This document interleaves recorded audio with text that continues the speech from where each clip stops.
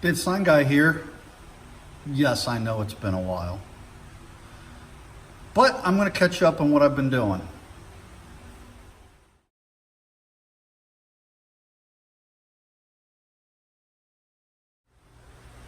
All right, so mostly I've been working on my van.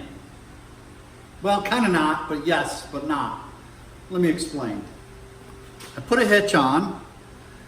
I put a bull guard on. And I put some fog lights on the front. Now hopefully, well, what am I talking about hopefully? I've already tried it. These lights make it bright. They're effective. I tell you what, I can see going into a country road somewhere, someplace I've never been, flipping these things on, and you can see everything. Once I get my roof rack done, which I'm custom designing, I believe I'm going to make it out of 80/20 extruded aluminum. That's where my solar panels are going to go. Once I get my roof rack done, I'm going to put another bar light going all the way across the front at the top of the van. I believe that's like 52, 54 inches of lighting LED that's super bright that I'm going to be putting up there. Again, because I want to see. I'm also going to put some smaller spotlights on the sides and the very rear of that bar. So yeah, it's a good security measure. There's the word I was looking for, security. So I'm going to show you the van here in a second, but I wanted to show you what I'm getting ready to start now, and that is the insulation of the van. I've got some 1-inch pink foam insulation, and that has an R value of 5. And I got a few cans of Great Stuff gap filler. The first thing I'm going to do is put a layer of the pink insulation, the pink foam insulation, around the whole interior of the van, and then fill the gaps. Now, one thing I haven't really been doing, I haven't been filming the process by which I do this stuff, but there's a lot of videos on how people insulate. So yeah, let's take a quick look at the van and where I'm at so far. So there she is in all her glory. As you can see, I put the bug guard on, and I think it looks pretty good, actually. Gives it a real rugged look. Well, sort of rugged, but there's those fog lights I was talking about, and they are awesome. I mean, talking about lighting up the whole area in which you are driving, it's just incredible. So that's one major thing I've done, including the wiring for that. The other major thing is, if we take a look around here,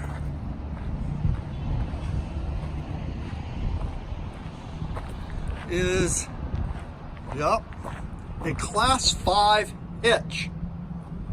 Now, why did I go with such a strong hitch? Well, it's my plan to eventually put a complete rack on the whole back that comes right off the hitch.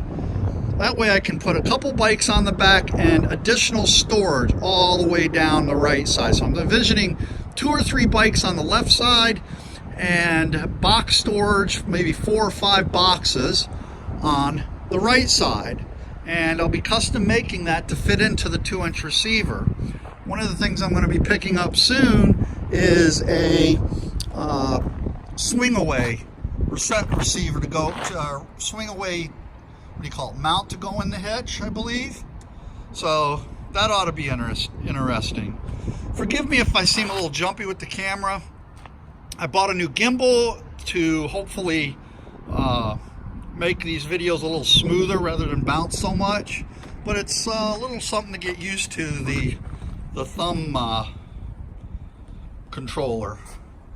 Gotta tell you, I really don't like these running boards. These are the aluminum running boards. They tend to be fairly cheap. I didn't go with them because they were fairly cheap. I went with them because they were aluminum, so I wouldn't have to rust.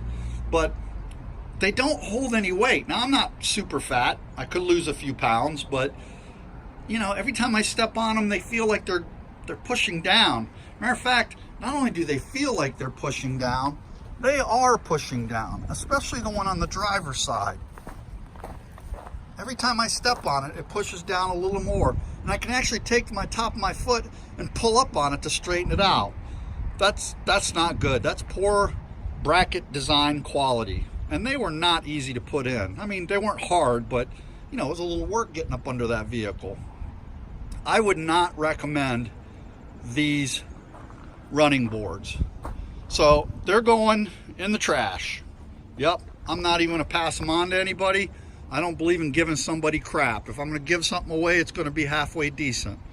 So I got a couple other little step things coming for the passenger and driver's door, but then I found on eTrailer a step mount that's 24 inches. That's a hideaway and not an electric one. I really don't want an electric mount on this thing. I want something that can hide away to a degree. And what's nice about this mount is you simply push it with your toe, or the step is you push it with your toe and it ejects outwards for you to step up into your vehicle, and to put it away you just push it back in with your toe. So what does that mean? Well, it means at night when you get in the van, your step will be out, unless you want to go out your driver's or passenger's door to push it back in. But here's the thing. If I'm spending the night somewhere, there's a good chance I'm going in and out this side door regardless. So when I go to leave someplace, I can just push it back in before I go travel. Now, the only thing I'm not crazy about is the fact that by it being out, it basically says, hey, somebody's in the van. But you know what? To not have something that could potentially electrically short in the northeast here, the northeast weather, I think it's far better that I just do the manual push-in one. So as soon as I order that, I'll show that to you. So at the moment, that's where I'm at with the van build.